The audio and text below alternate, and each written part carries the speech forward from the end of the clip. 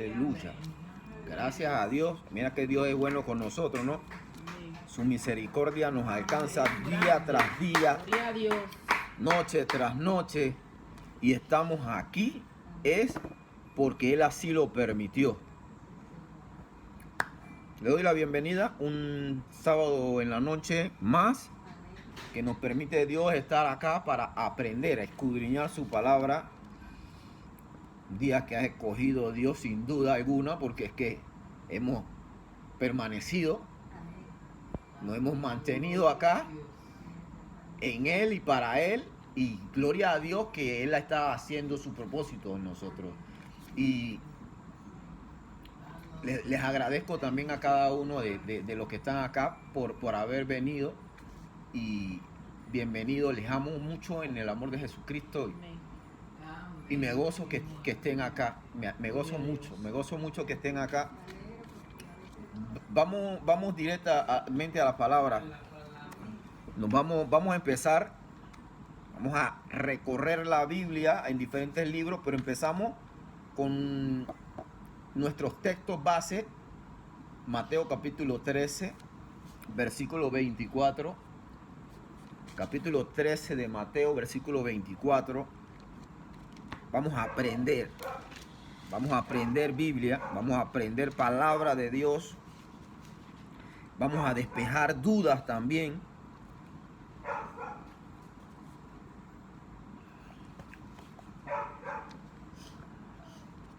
¿Lo tenemos? Amén. Mateo 13, 24. Tiene como antecontexto la parábola del trigo y la cizaña. Leo en el nombre del Padre, el Hijo y el Espíritu de Dios. Les refirió otra parábola diciendo: el reino de los cielos es semejante a un hombre que sembró buena semilla en su campo.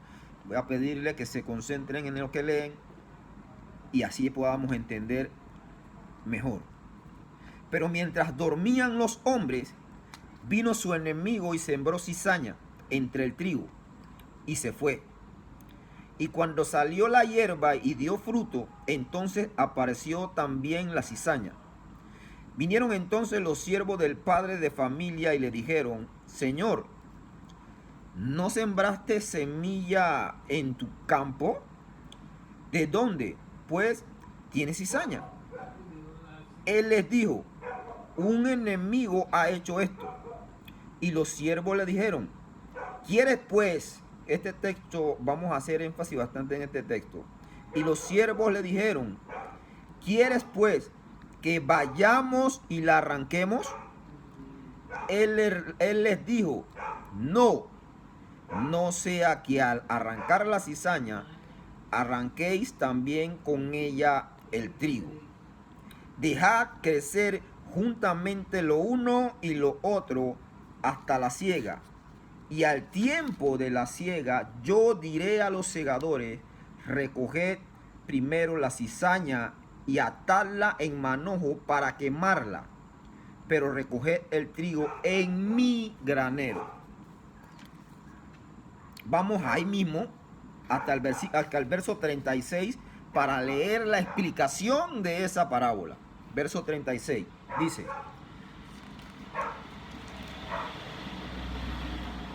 entonces, despedida la gente, entró Jesús en la casa, y acercándose a él sus discípulos le dijeron: explícanos la parábola de la cizaña del campo. Respondiendo él, les dijo: el que siembra la buena semilla es el Hijo del Hombre, es decir, es Jesús. El campo, escucha ese texto, es muy importante que lo entendamos. El campo, ¿qué es? El mundo. No es la iglesia, es el mundo. El campo no es la iglesia, es el mundo. Presta atención a lo que lee, vamos a concentrarnos. La buena semilla no es la palabra, ¿qué es? Son los hijos del reino. Y la cizaña son los hijos del malo. El enemigo que la sembró es ¿quién? El diablo. La siega es el fin del siglo, es decir, el final de los tiempos. Y los segadores son los ángeles. De manera que como se arranca la cizaña y se quema en el fuego, así será el fin del siglo. Vamos a dejarlo hasta ahí. Pensaba primero entrar en materia con la parábola para luego entrar en lo que fue la explicación de Jesús de la parábola. Fíjense que algo tan sencillo, pero tan profundo, tan profundo que los mismos discípulos en sí buscaron la forma de abordar a Jesús para pedirle que le explicaran la parábola porque no habían entendido bien. Y en efecto, si usted la lee a lo largo, así como lo leímos ahorita sin detenerse y no estudiamos eso, tampoco la entenderíamos. Porque hay tanto misterio y tanta profundidad en esta parábola que no nos diera ni el tiempo ni tampoco el entendimiento. Ahora, normalmente siempre suelo empezar con una anécdota. Hoy no hay anécdota, pero sí una reflexión. Imagínense que estemos todos aquí, todos los que estamos aquí. Todos hemos escuchado en algún momento que al final del tiempo va a haber un rapto, ¿cierto? No me gusta utilizar la palabra rapto no existe en la Biblia, pero sí un arrebatamiento. Todos sabemos que en algún momento va a haber un arrebatamiento, o sea, que Jesús va a tomar su iglesia.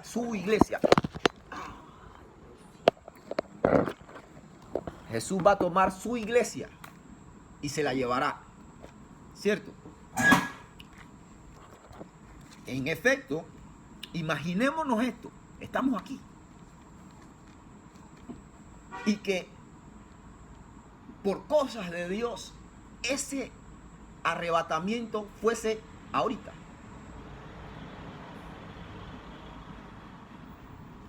Que fuese ahorita, en este preciso momento. Yo no estoy diciendo que va a ser ahora. Solamente estoy haciendo un ejercicio de imaginación para entrar al tema. Imagínense que ese arrebatamiento se diera ahorita, en este preciso momento. Ese arrebatamiento es para que participen ¿quién? ¿Todo el mundo? ¿O la iglesia? Ahora, ¿quiénes forman la iglesia? La iglesia, ¿qué es la iglesia? La iglesia es el cuerpo cuya cabeza es Jesucristo. La iglesia es el cuerpo que es gobernado por Jesucristo. La iglesia es no un templo donde se reúnen las personas. La iglesia tampoco no es un sector o un país. La iglesia es ese cuerpo de creyentes redimidos, nacidos de nuevo, alrededor del mundo. Y ese arrebatamiento va a ser universal. O sea, no solamente va a ser aquí, de los que estamos aquí, va a ser a todo el mundo.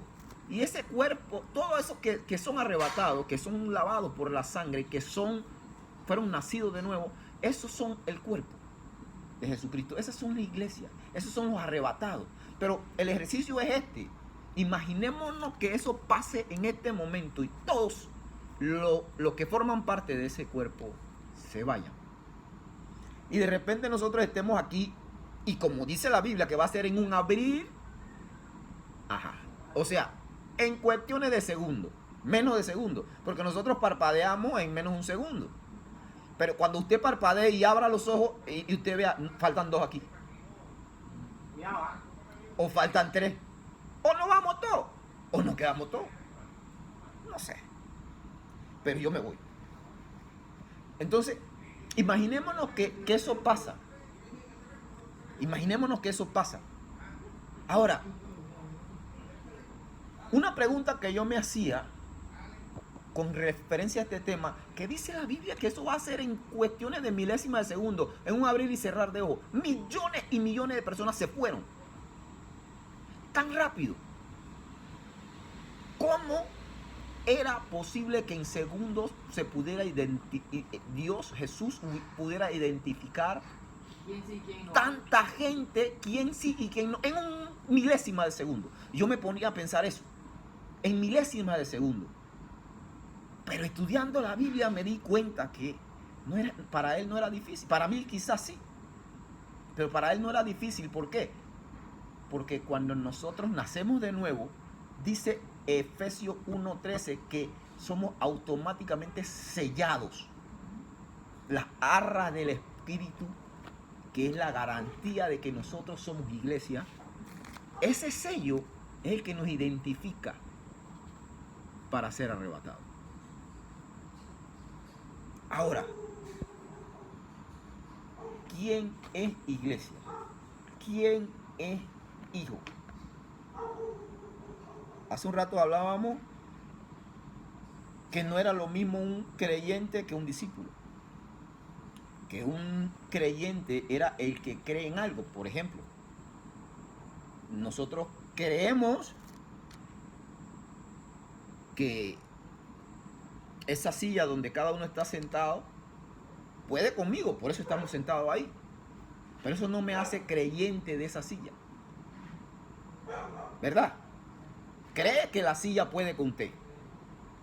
Pero no me hace creyente. ¿Usted es devoto a la silla? No. Aunque se sentó en la silla porque creen que la silla puede con usted. Bueno, así mismo nosotros somos creyentes en Dios. El ser humano se dice ser creyente de Dios. Solo cuando se le pregunta y le dicen, ¿usted cree en Dios? Dice sí, automáticamente, sin pensarlo. Pero no es lo mismo ser creyente que discípulo, porque ser un discípulo es aquel que sigue a Jesús para aprender de él. Y Jesús dice, ustedes dejan de ser creyentes, en Juan 8:31, ustedes van a dejar de ser creyentes y se convertirán en discípulos cuando permanezcan en mi palabra. Es decir, cuando vivan mi palabra, en mi voluntad, ustedes entonces son discípulos. Mientras tanto, son creyentes solamente. Y Dios no llama hijos a los creyentes.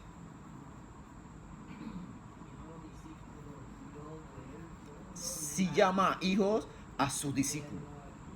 Es decir, si sucede ese arrebatamiento ahora, muchísimos creyentes se llevarán tremenda sorpresa. Se llevarían una sorpresa enorme. ¿Por qué? Porque solo permaneciste siendo creyente y no discípulo.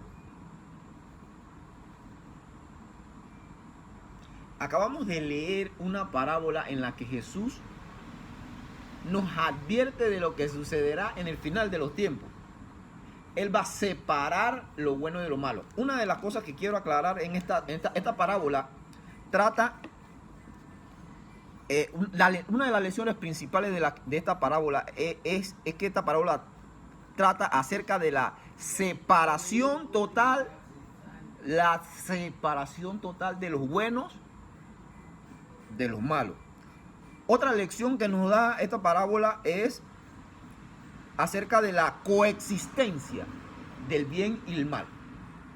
Van a coexistir por lo menos hasta el final del tiempo o hasta el día del juicio. Van a permanecer lo bueno y lo malo. Por eso hice énfasis cuando estábamos leyendo que el campo donde fue sembrada la semilla no era la iglesia, sino es el mundo. En el mundo va a cohabitar el bien y el mal siempre. Esa parábola no dice que el mundo es la iglesia. Esa parábola habla del reino de Dios, es que es su creación en general. En otra parábola el reino de Dios sí es la iglesia, pero en esta el reino de Dios es toda su creación. Es decir, van a cohabitar lo bueno y lo malo, el malo y el bueno en el mundo, y por ende también se van a colar algunos en la iglesia. Van a coexistir también lo bueno y lo malo en la iglesia. Y hay una vez una persona me preguntó, pero varón, ¿cómo es posible que Dios permita que los malos, los hijos voy a explicar esto, que los hijos de Satanás se infiltren en la iglesia. Si la iglesia es solamente para alabar a Dios y un lugar santo. Ya va. Esta parábola también nos enseña que en el mundo hay dos tipos de hijos. Hay trigo, hay cizaña. En la explicación del verso 38 y 39 que leímos, Jesús dijo, los hijos del reino son las semillas son los hijos del reino. La semilla que él sembró, la buena semilla, somos los hijos del reino, es decir, los hijos de Dios. La semilla que sembró el diablo eran los hijos del malo. En el mundo, ejemplo bíblico, Caín y Abel. Los dos nacieron de un mismo padre, pero uno era hijo del bueno. Vámonos a la Biblia, vamos a buscar ejemplos de eso. En primera de Juan, vamos a búscalo todos, quiero que lo lean todos.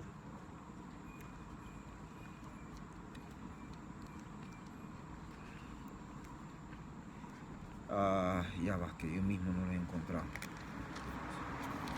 Primera de Juan, capítulo 3, versículo 12. Miren lo que la misma Biblia dice.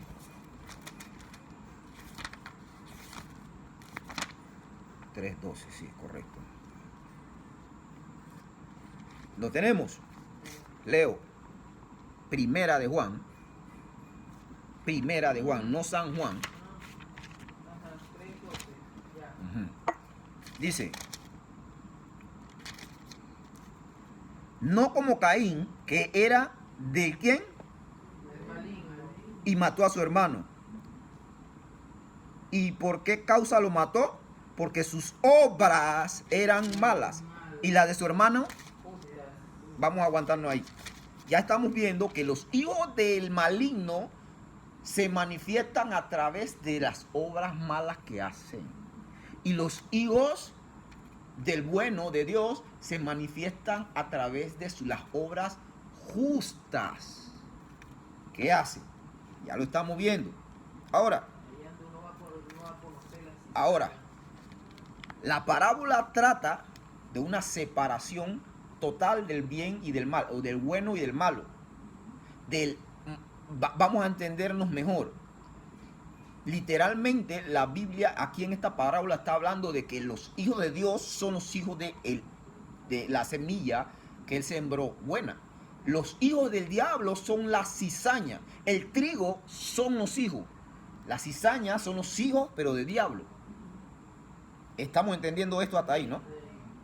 Entonces, van a estar mezclados en el mundo, en el trabajo, en los malls, en las escuelas, en las universidades, en las iglesias también. Porque yo no sé si usted se acuerda cuando en Job capítulo 1, donde dice, y vinieron a Dios, y vino una reunión en el cielo, y entre ellos venían los hijos de Dios, y entre ellos venía también. O sea que estamos viendo que desde el principio, en la reunión de los hijos de Dios, siempre se va a infiltrar el hijo del diablo, o el mismo diablo. Ahora,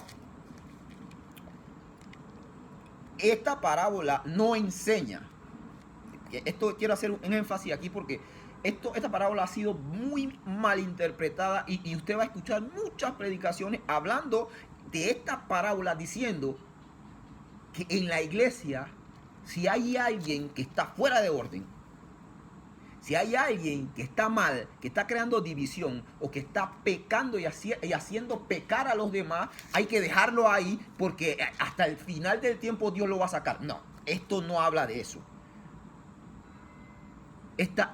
¿Por qué le dice énfasis de que el mundo, de que el campo era el mundo y no la iglesia? Porque la gente que malinterpreta esta parábola dice que hay que dejar al pecador o al corrupto hasta ahí dentro de la iglesia o dentro de la congregación hasta que Jesús lo juzgue. ¿Quién tú eres? No, que tú no eres nadie para juzgar. No, eso no lo enseña la Biblia. Eso no es lo que enseña esta parábola. Porque si fuese así, Jesús estuviese contradiciendo su propia palabra. ¿Por qué le digo que estuviese contradiciéndose su propia palabra? Mire su misma Biblia en Mateo capítulo 18 del 15 en adelante. Yo lo voy a leer. Mateo capítulo 18 del 15 en adelante. Mire lo que dice Mateo. Porque Jesús sí manda a que en la iglesia, en la congregación haya disciplina. Porque si no, cada quien haría lo que bien le pareciera. Capítulo 18, versículo 15 en adelante dice: por tanto, si tu hermano peca contra ti, ve y reprenderle estando tú y él solos. Si te oyere, has ganado a tu hermano. Ese, perdón, no lo encuentro. Mateo 15, 18, 15. Ah, 18. Ya. Leo nuevamente: por tanto, si tu hermano peca contra ti, ve y reprenderle tú, estando tú y él solos. Si te oyere, bien, has ganado a tu hermano. Mas si no te oyere, escucha eso, toma aún contigo uno o dos, para que en boca de 2 o 3 testigos conte toda palabra. O sea, vamos a hacer un ejercicio y entender esto mejor. Si dentro de esta congregación hay una persona que te está haciendo, ofendiendo, que te está haciendo pecar o incitando al pecado, habla con él y exhórtale, convéncele de que está haciendo mal. Si él te oye, bueno, gloria a Dios, lograste que tu hermano se encarrilara.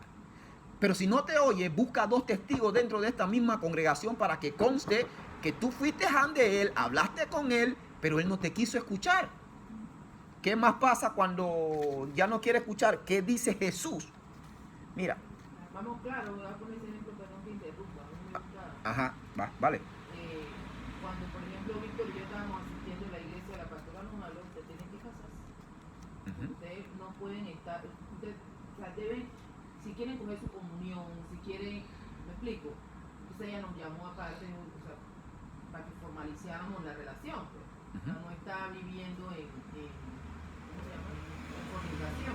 Entonces ella nos llamó aparte y nos dijo, o sea, si ustedes quieren vivir juntos, quieren estar juntos, no sé qué, formalicen su relación, así pueden participar de la Santa Cena, así pueden, o sea, eso fue lo que ella hizo, no sé si está bien. Más o menos por ahí va. No del todo por ahí, pero más o menos por ahí va. No, ese no es el tema. Es correcto, lo que hizo en cierta parte es correcto, porque es que lo que pasa es, no quiero atacar a nadie, no quiero hacer aludir a nadie, pero ¿dónde dice la Biblia que usted, porque no se ha casado, no puede coger la Santa Cena? No existe un texto que diga que sí puede o que no debe. En efecto, tiene texto implícito. Yo no sé, pero, o sea, yo sin asistir a la iglesia, ni que nadie me lo dijera, hay cosas que yo no me atrevo, por lo santo que es ese momento, de tomar la Santa Cena y saber, yo sin que nadie me lo diga. Ya, esa es otra cosa. Esa es otra cosa. Que nadie me lo diga, que yo sé que no es correcto. Porque Dios trabaja con las conciencias. Ahí trabaja Dios. Ahora, lo que yo quiero decir con eso es que, ok, te prohíben porque no estás casado, no tomar la Santa Cena o no ministrar. Pero ¿por qué si te aceptan los diezmos? ¿Ah? ¿Por qué si te aceptan los diezmos? Está raro, ¿no? Otro tema, seguimos. Dámonos cuenta que hay cosas que se practican en la iglesia que son meros doctrinas hombres, no bíblicas. De hecho, te puedo buscar textos bíblicos que respaldan. No, con esto no estoy promoviendo que vivan en fornicación, no. Cásese. Lo que hizo es correcto ahí. Tiene que casarse para que vivan una vida agradable ante los ojos de Dios y sean un testimonio si quieres ejercer algún tipo de ministerio dentro de la iglesia, porque así lo manda la palabra. Tienen que, el que ministra tiene que ser marido de una sola mujer, es decir, está casado, ¿cierto? Yo en eso no estoy diciendo, no promoviendo la fornicación, no. Pero lo que sí estoy diciendo es que no necesariamente eso es lo que te tiene que impedir a ti tomar la Santa Cena. ¿Sí me entiendes? Ese es otro tema. Ese es otro tema, no nos vamos a salir del tema. Pero sí te aceptan los diezmos. Qué raro. Debería que si te restringen a uno, te tienen que restringir en todo. Vamos a seguir nuestro tema. Ok, vamos.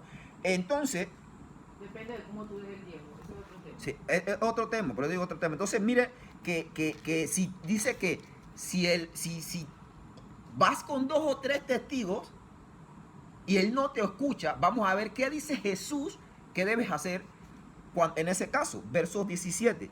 Si no los oyere a ellos, dilo a quién. A la iglesia. Y si no oyere a la iglesia, ¿qué dice? Tenlo por gentil y publicano. O sea, ¿qué significa tenlo por gentil y publicano? Tenlo como un inconverso más. Ese no es cristiano. Eso no lo estoy diciendo yo, se lo está diciendo Jesús. Para que haya disciplina en la iglesia. Y no solamente nos vamos a encontrar con ese texto, vámonos con más textos. Mira lo que quiere decir es que la cizaña hay que arrancarla. de la iglesia. De De la iglesia. En el mundo tiene que coexistir hasta el final. Van a convivir juntos. Pero en la iglesia, el problema es que ahí dice no la arranques por el momento tú. Ahora más adelante vamos a eso. Otro texto más que habla de disciplina en la iglesia, Romanos capítulo 16, versículo 17. Mire, yo lo voy a buscar rapidito. Romanos 16, 17. Para que no pensemos que Jesús desaprueba la disciplina en la iglesia. Romanos capítulo 16, verso 17. Lo tengo, lo leo. Mas os ruego. Ya.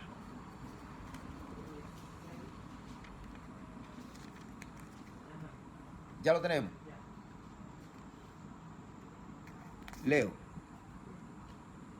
Mas os ruego, 16, 17. Mas os ruego. ¿Qué más dice? No. Mas os ruego que. No, dice primos. O mundano. O cizaña. No, hermanos. ¿De qué entonces están hablando? De que es dentro de la iglesia. Es en la iglesia donde están los hermanos.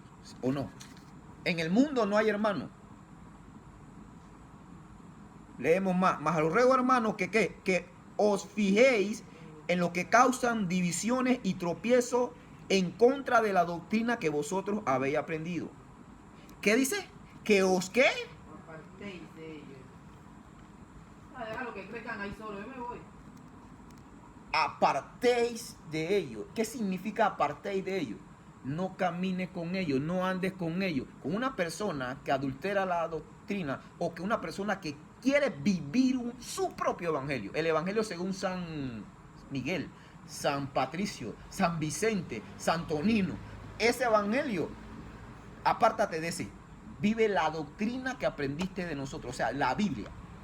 El que quiere acomodar la Biblia a su conveniencia para vivir él como él le da la gana, dice ahí, apártate de él. ¿Eso por qué? ¿Por qué dice eso?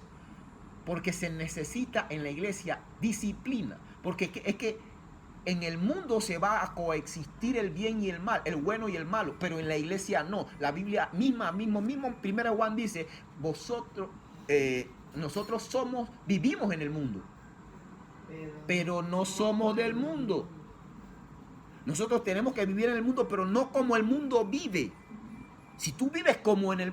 Es más, Santiago 2 dice que el que se hace amigo del mundo se constituye enemigo de Dios. Ay, Dios. El que se hace amigo del mundo se constituye enemigo de Dios. ¿Eso qué quiere decir? Tú quieres vivir como vive el mundo, tú te estás haciendo automáticamente enemigo de Dios, aunque digas que eres cristiano, vayas a la iglesia, ores, ayunes y diezmes. Porque te estás creando tu propio evangelio. Te creaste tu propio Dios, el Dios a tu imagen, a tu imaginación. Y no el Dios de la Biblia. Ahora, entonces, más textos de disciplina. Mira, 1 Corintios capítulo 5, 1 y 2.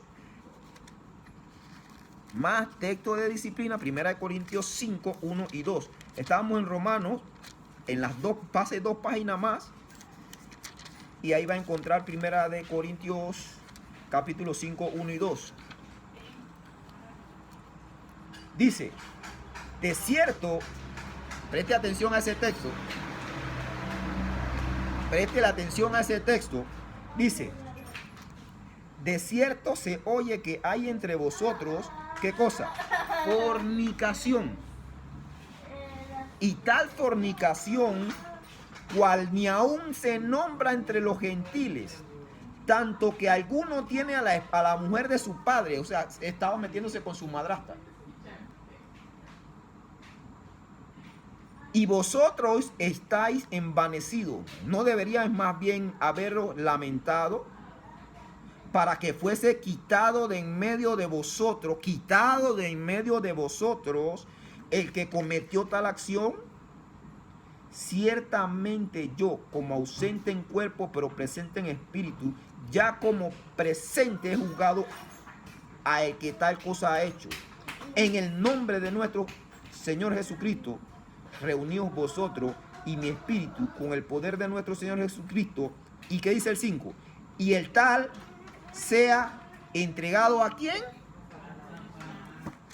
Espérate ahí un momentito. Pero Dios no es amor. No hay que tener amor con el prójimo. No, hay gente que ya decidió vivir como quiere vivir. ¿Qué dice ahí? Para disciplina de la iglesia, sácalo de la iglesia. Entrégaselo al mundo, entrégaselo a Satanás. ¿Quiere más? Ahora le voy a dar uno que ya es la clave de el clavo que tapa el ataúd. Tito. Tu libro preferido. Tito 3. Viene Primera de Corintios, Segunda de Corintios, Gálatas, Efesios, Filipenses, Colosenses, Tesalonicenses 1, Tesalonicenses 2, Timoteo 1, Timoteo 2, y después viene Tito, capítulo 3, versículos 10 y 11. Leo.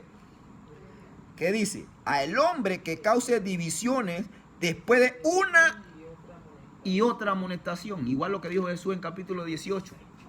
¿Qué dice? Deséchalo.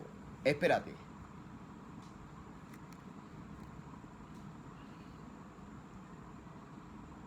Desecharlo aquí no vendría siendo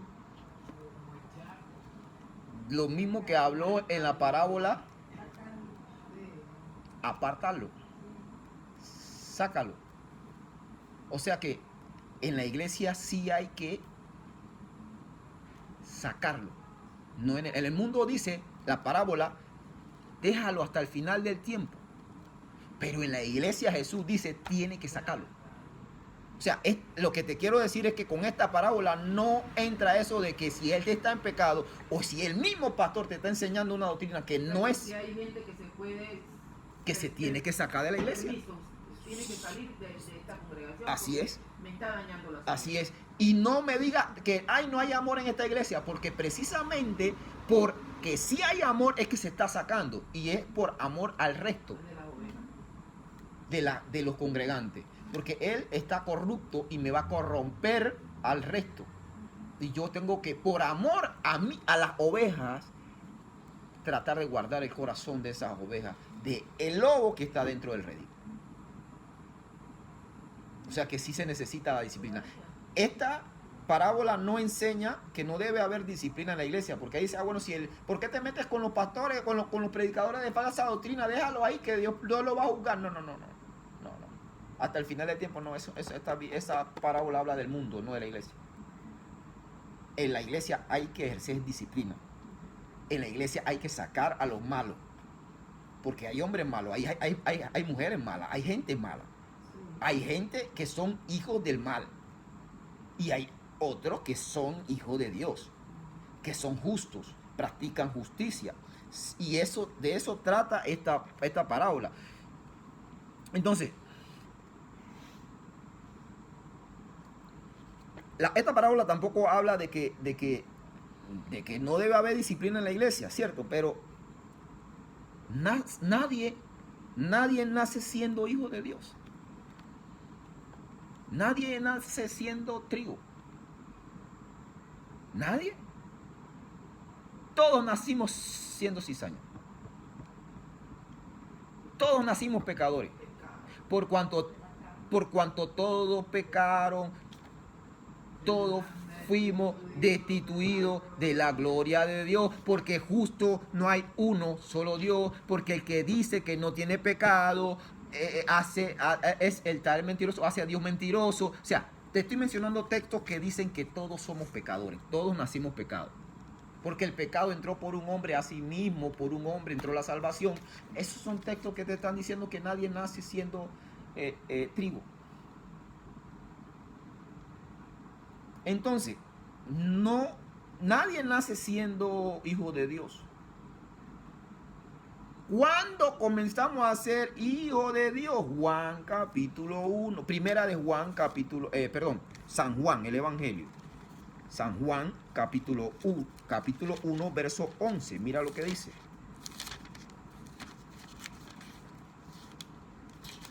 Ay, cuando yo pongo una Biblia que no es la mía.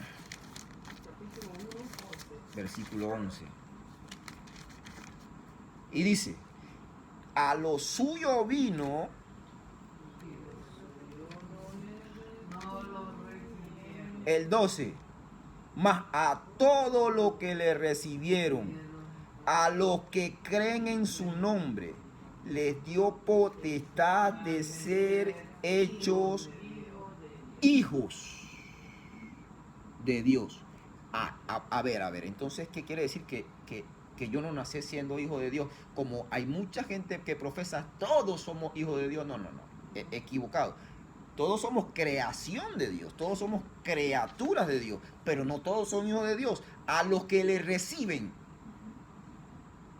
esos se les dio potestad de ser hechos hijos. Ahora,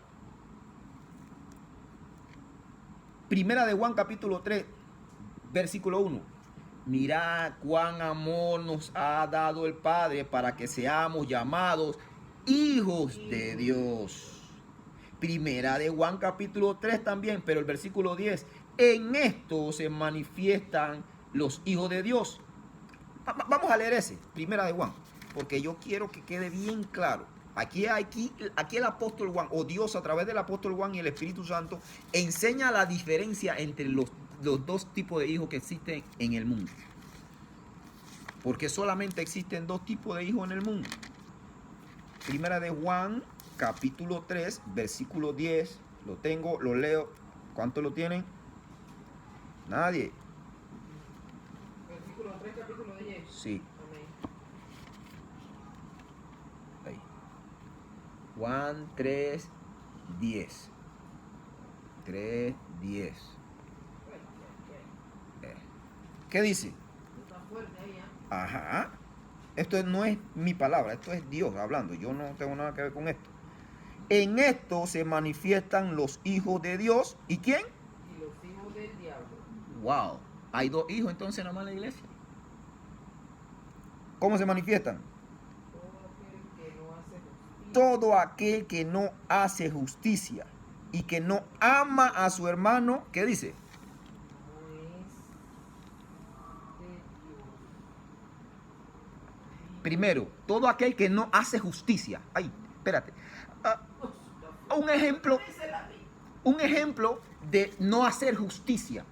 Ahí va, preste atención acá. Un ejemplo de no hacer justicia, y esto es bien fuerte y difícil. Es justo decir,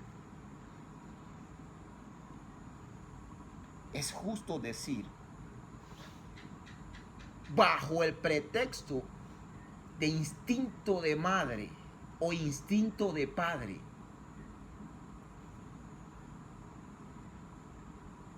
mi hijo es mejor que el tuyo. O los míos sí y los tuyos no. Bajo el pretexto de instinto de madre, que eso no existe. Es justo decir, yo sé cuando no sé.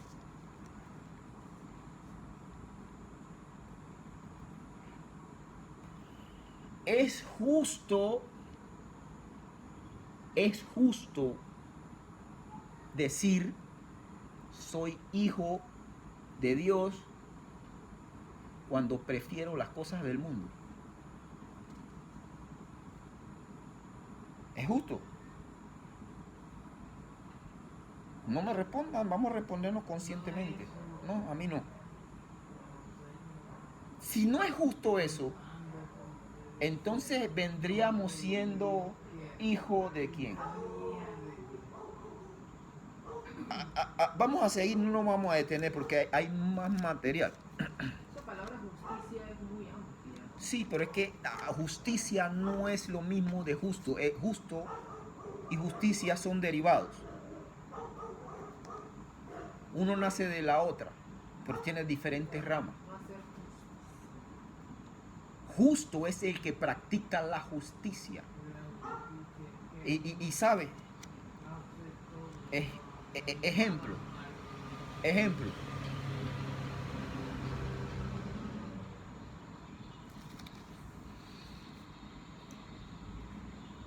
Si usted o yo, va a ponerme a mí en primera persona, si yo sé que una persona a usted le está ayudando o le está tratando de ayudar a conocer a Dios, por decirlo así, o a incentivándolo a usted, estudia la escritura. Pero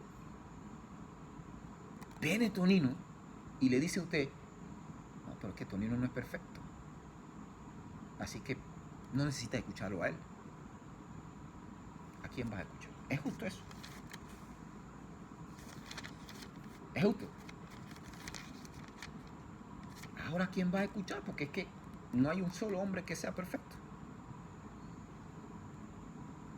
Jesús mismo dijo, siendo perfecto, mi doctrina no es mía, sino del que me envió.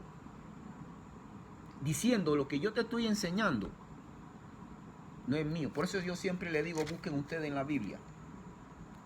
Degóyese usted mismo.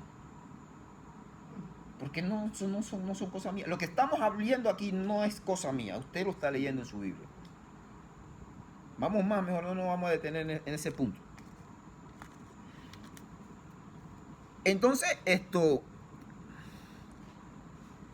también habla de que las prácticas religiosas no nos hacen hijos de Dios.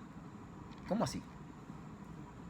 Las prácticas religiosas no nos hacen hijos de Dios. ¿Cuáles vendrían siendo esas prácticas religiosas?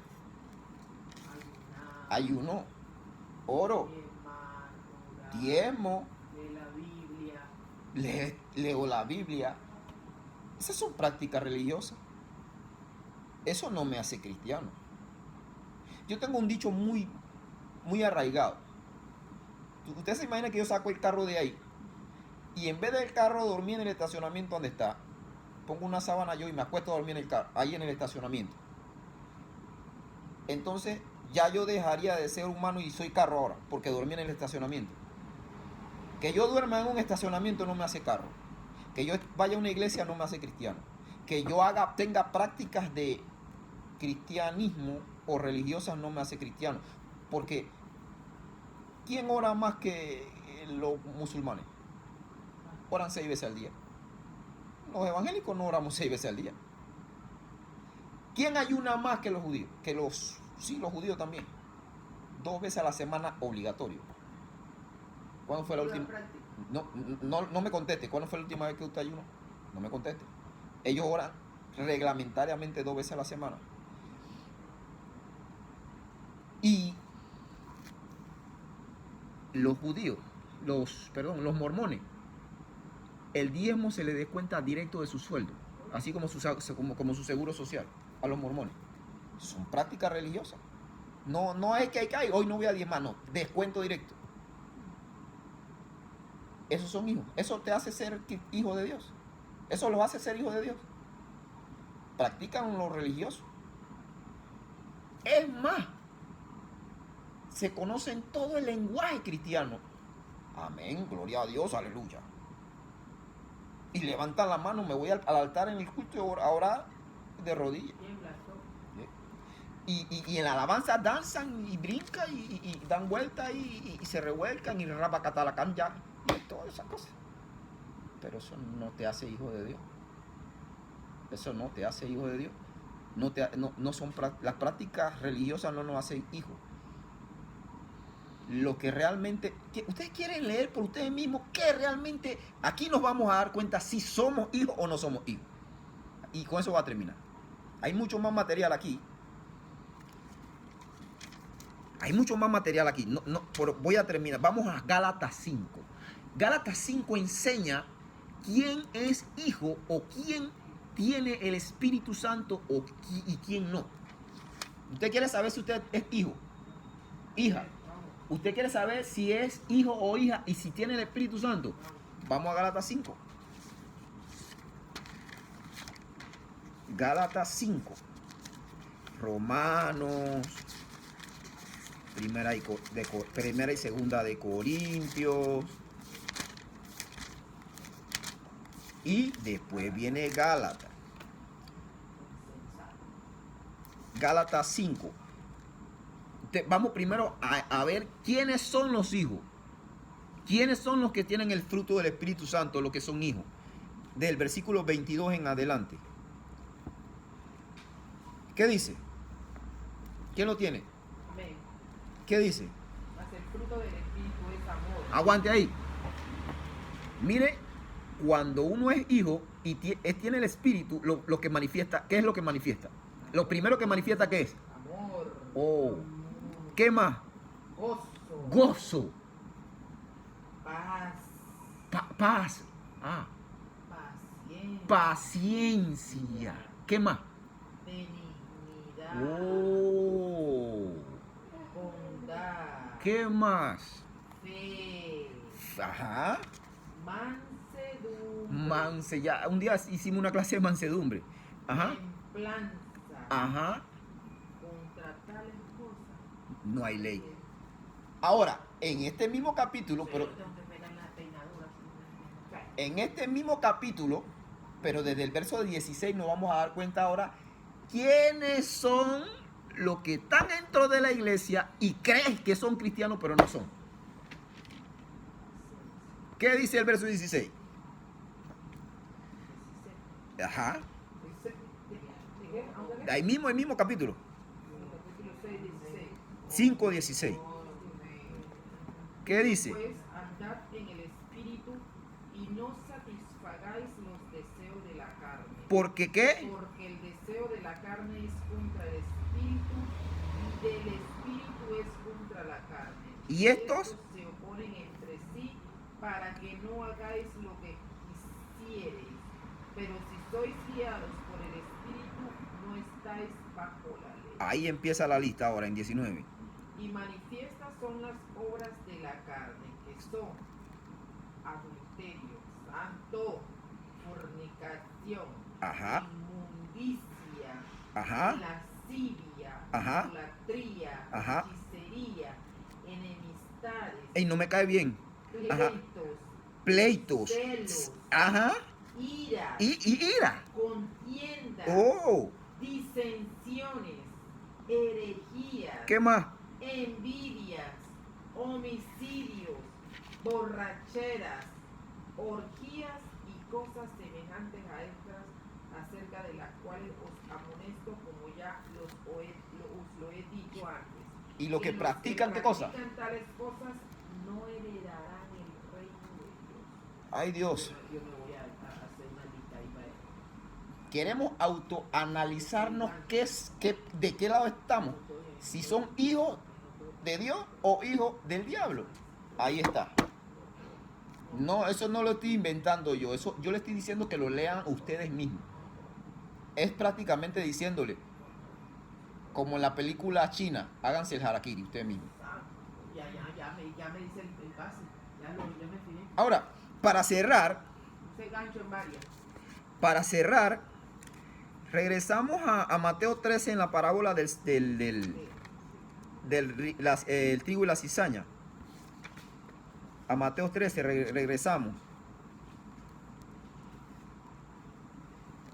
En el verso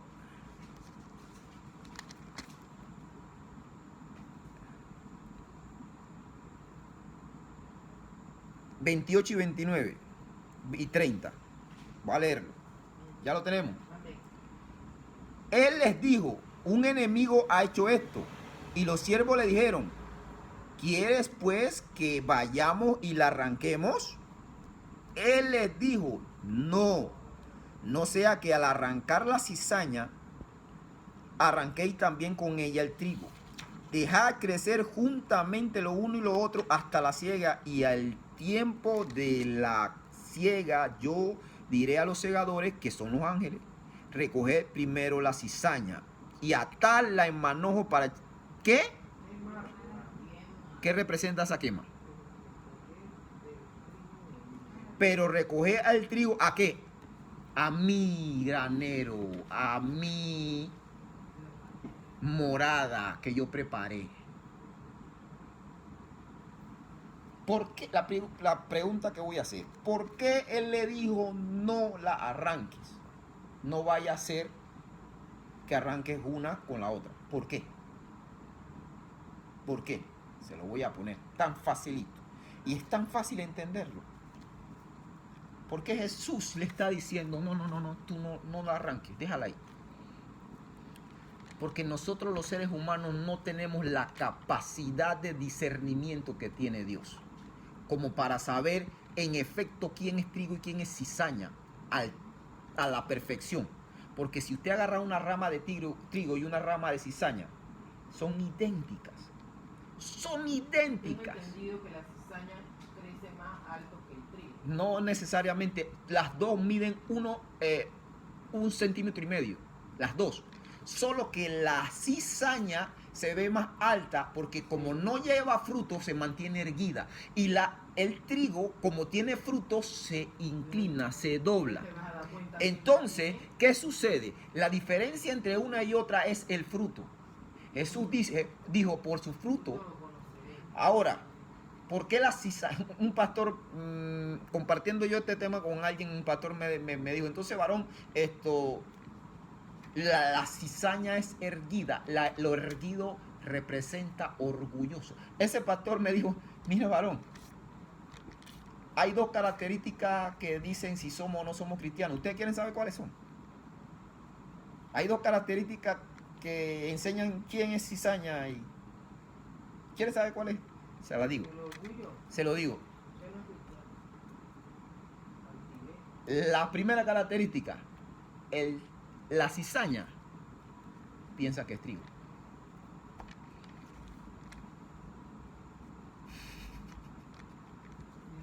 La cizaña piensa que es trigo. Ella se cree trigo. Yo soy cristiano, pero es cizaña. Esa es una de las características, amigo. Y la segunda, ¿sabe cuál es? Que como es erguida, siempre anda así, ¿ve? Tu pecado, tu pecado, tu pecado, tu pecado, tu pecado, tu pecado, pero nunca dice mi pecado. Nunca dice yo. Es perfecto ante los ojos de los demás. Me quiero mostrar como que yo soy el mejor árbol del jardín.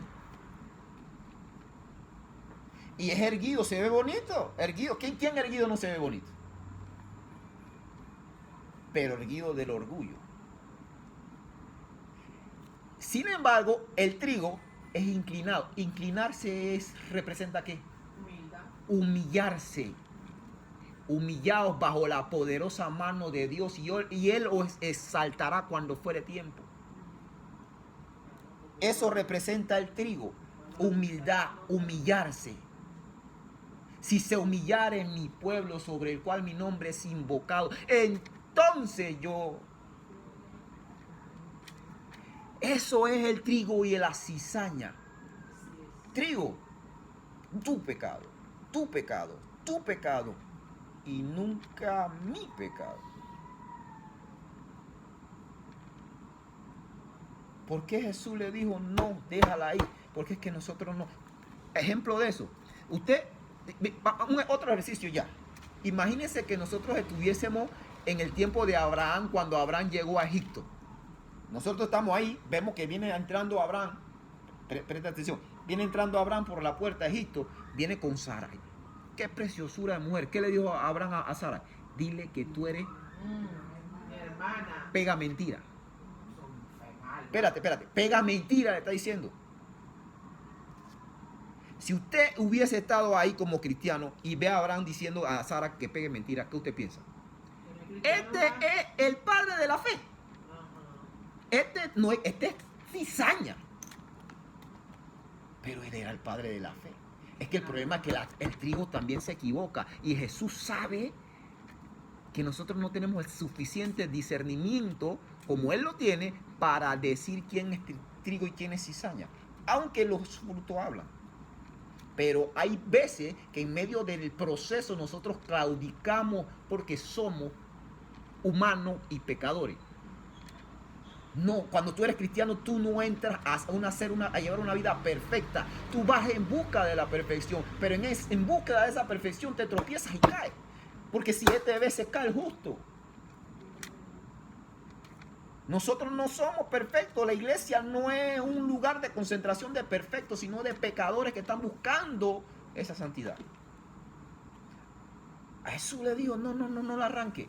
Otro ejemplo, usted se imagina cuando que estuviéramos nosotros ahí al pie de la cruz, cuando están crucificando a Jesús y le dicen, Pedro, tú estabas con él. No, yo no era. Primera vez, Pedro, la segunda, tú eres uno de ellos.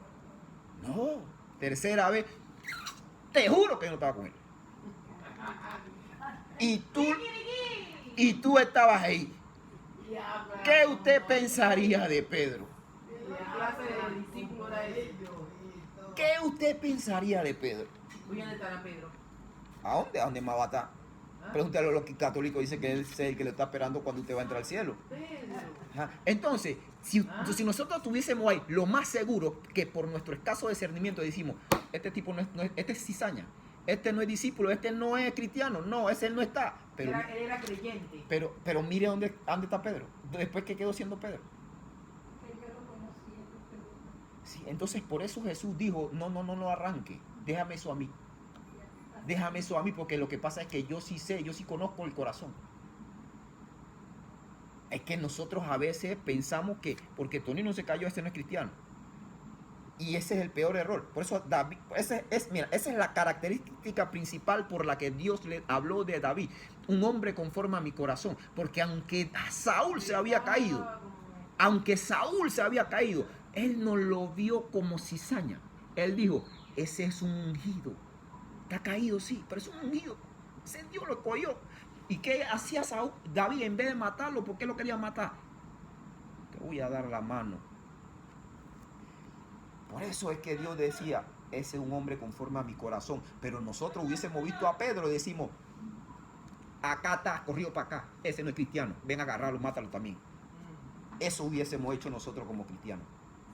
Le echamos a la policía. Que se lo lleve. O a Abraham, no. Este no. Él es mentiroso. Ese no es cristiano. Pero ese es un proceso. Dios estaba en el proceso de los corazones de ellos. Y si eran cristianos. Entonces, como nosotros no podemos ver hasta allá, Jesús mejor dijo, déjalo ahí. Porque él sí conoce los corazones. Padre, te damos gracias por tu palabra, Dios, en el nombre de Jesús. Te damos la gloria.